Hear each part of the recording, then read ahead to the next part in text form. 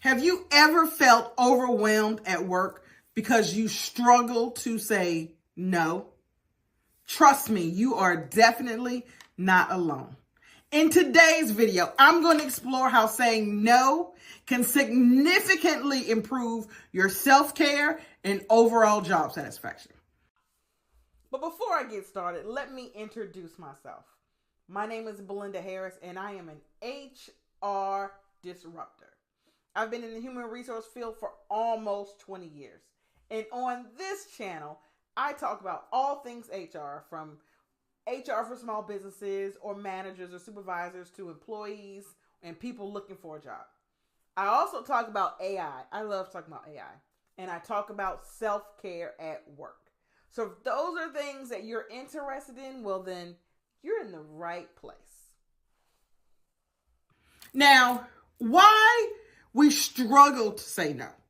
Because we find it sometimes saying no so difficult. We're often worried about disappointing others, looking incapable, or missing out on opportunities. But here's the reality. Constantly saying yes can quickly lead to burnout, increased stress, and even decreased productivity. But recognizing this is the first step towards better self-care. Now, you may be saying, well, why is it so important to say no? So here are some reasons why it is important to say no at work. 1, it preserves your energy. Protecting your energy helps you perform better.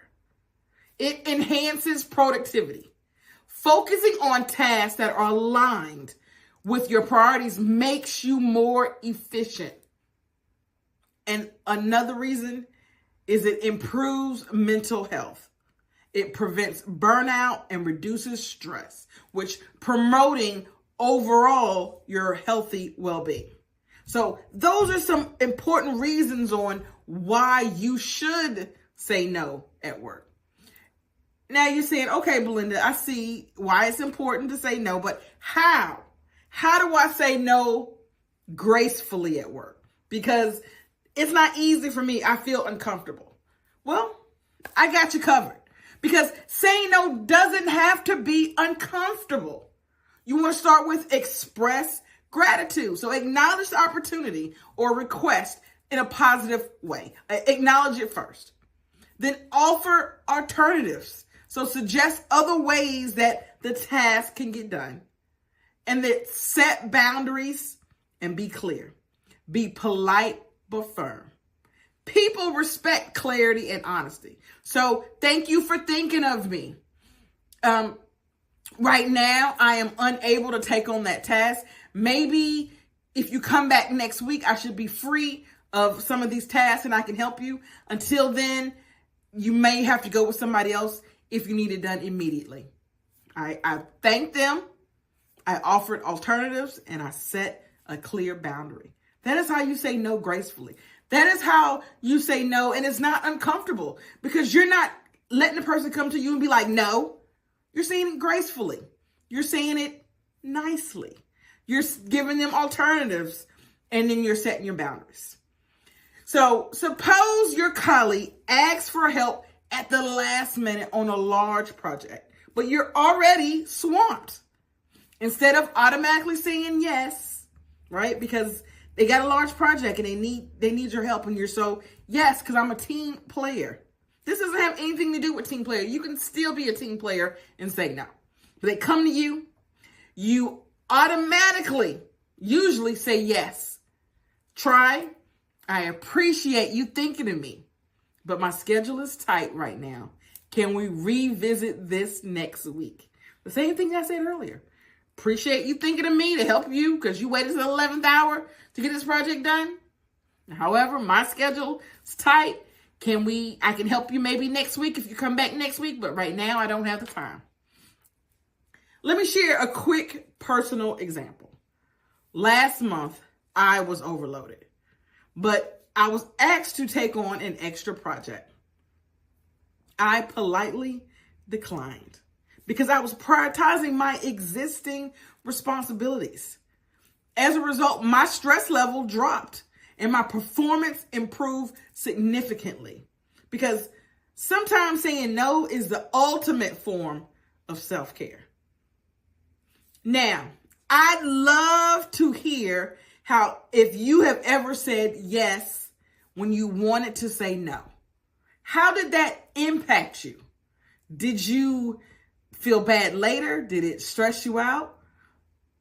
Like, how did you feel? I can give several examples of when I've said yes to a project and should have said no. Many. I can paint a street of times I should have said no and I've said yes. But I've learned that I have to put my self-care, my priorities first before I can take on other people's.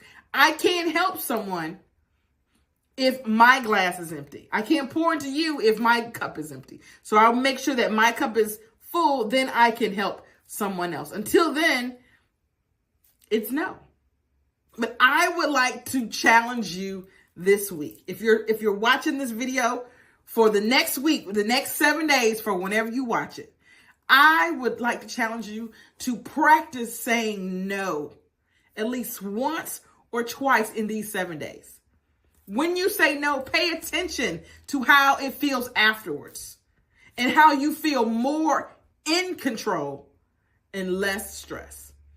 Because saying no protects your time and mental health.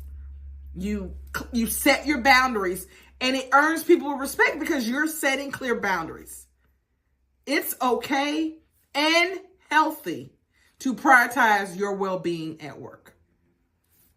If you found this video helpful, please subscribe to the channel. Please like and subscribe to the channel. I'm a small creator and I'm trying to grow this channel to 10,000 subscribers. So I would appreciate if you like, subscribe, and share. I'll see you at the next video.